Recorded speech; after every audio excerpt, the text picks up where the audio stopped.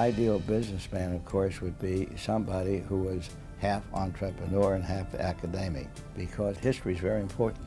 And from history, you learn what other people did, and you try to do the same thing. From a vacuum cleaner salesman during the Depression to a millionaire, Rowland Schaefer is the breed of entrepreneur that helped forge a nation of prosperity. I was very fortunate in not being able to get a job. That was very, very difficult. So I thought, well, then I have to find some way to make a living, and I can't get a job. I'm not a butcher, baker, candlestick maker. I don't have a particular craft, profession, or trade. So I said, well, I have to go out and be a salesman. Now, not to be a salesman, and I didn't do very well. But I did find out that people are not going to buy what they don't want. So that made me think I better find something that people want or need. In the 1930s, the undertaking of a salesman was no easy task. And there wasn't too much money in those days. And it dawned on me to sell vacuum cleaners that were rebuilt. After I found an investor to put in $20, I bought 4 cleaners, and we went out, and instead of going to homes where the women really only had money for food, to an area where there were bars and working people, because if they were working and they had a job, then they'd have some money. And I made an auction on the vacuum cleaners, and I managed to sell the average one for anywhere between $8 and $10. I started to make a very nice living. Today, a very nice living would be an understatement. Considering Rowland Schaefer has built a retail company that comprises more than 2,000 stores with annual sales topping $600 million, it seems his early decision to find something people want has paid off. One of the things I have told all the people that work for me, that we have a boss, and our boss is Jane Q. Public. She is our boss. And we all better remember that, because I am not the boss, she's the boss. Rowland Schaefer did not set out to be the king of the teen market.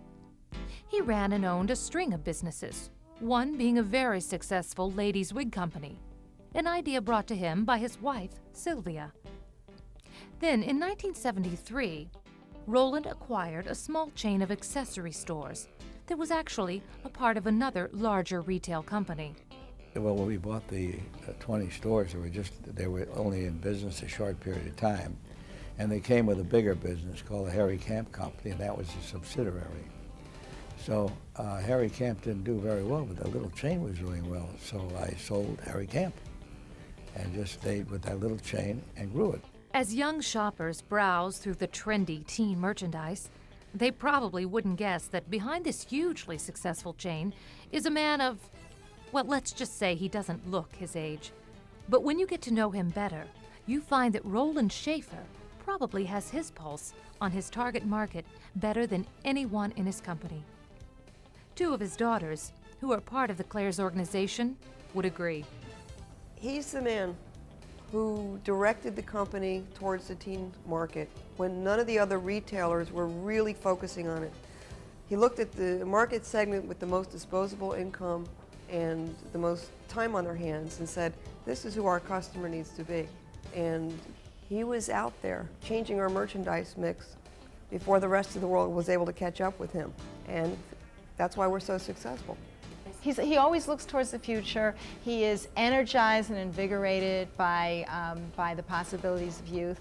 And he's an exciting man to be around. I think that it's the excitement that he imparts to his people is part of what makes the company that he has so vibrant. Rowland Schaefer's organization has grown at an amazing rate. They now own several retail operations.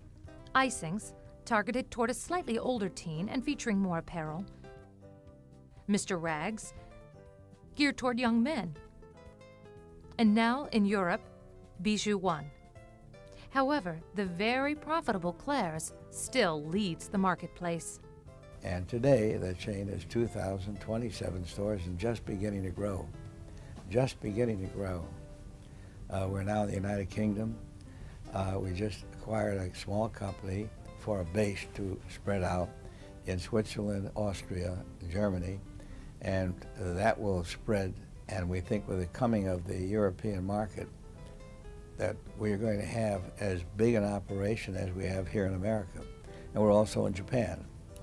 We're there in Japan. We're a joint venture with the Jusco Group, who are supposed to be the 11th largest retailer in the world. So that is where our business is growing.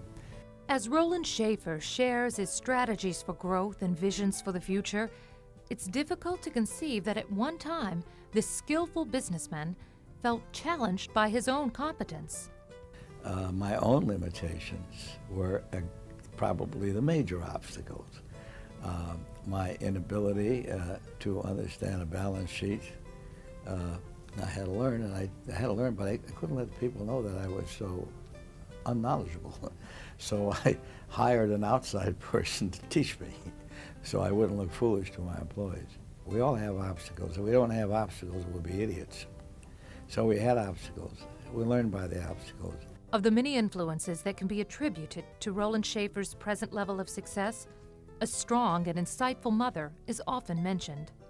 Of course, I was very fortunate to have a teacher and a mother, both. My mother, from a religious point of view, you should never lie, and the teacher, from an intelligent point of view, to thine own self, be honest. So therefore, be honest. And it paid dividends. It paid dividends, as you can see today. In addition to teaching Rowland honesty and responsibility, his mother was the driving force that has made him the incredibly generous philanthropist that he is today. When I did start to make money, whatever I made, I knew I also had to contribute, because my mother said, you never turn a beggar down because you don't know whether they really need it or they don't need it, so you give something to all. And this is what made me give money. On my way up the ladder as I made money, and I enhanced giving more and more as I grew along. One of the dearest causes to him is diabetes, because his granddaughter was diagnosed at the age of 8.5 with insulin-dependent diabetes, and he became very involved and wants very much to find a cure.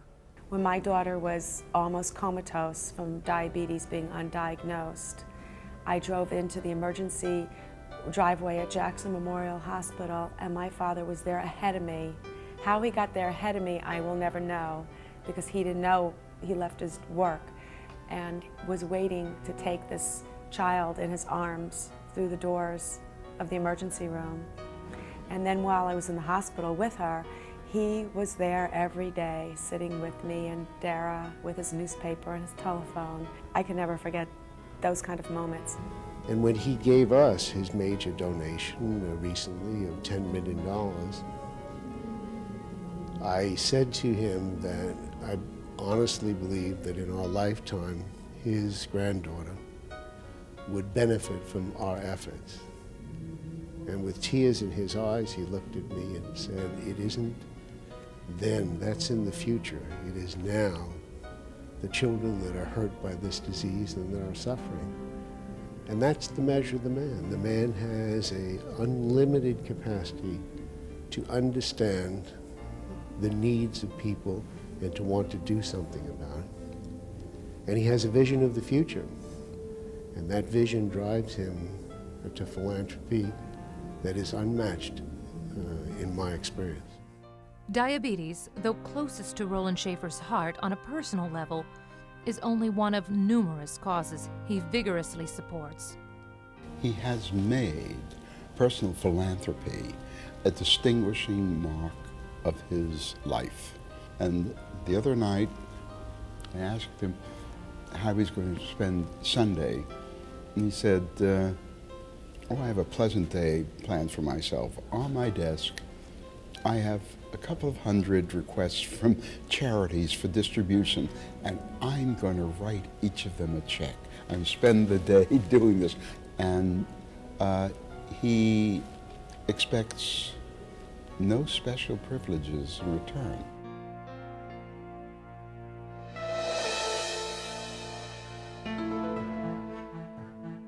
With age and experience comes wisdom. Now, in his 8th decade of life, you can imagine that Rowland Schaefer has hundreds of jewels of wisdom regarding attaining success.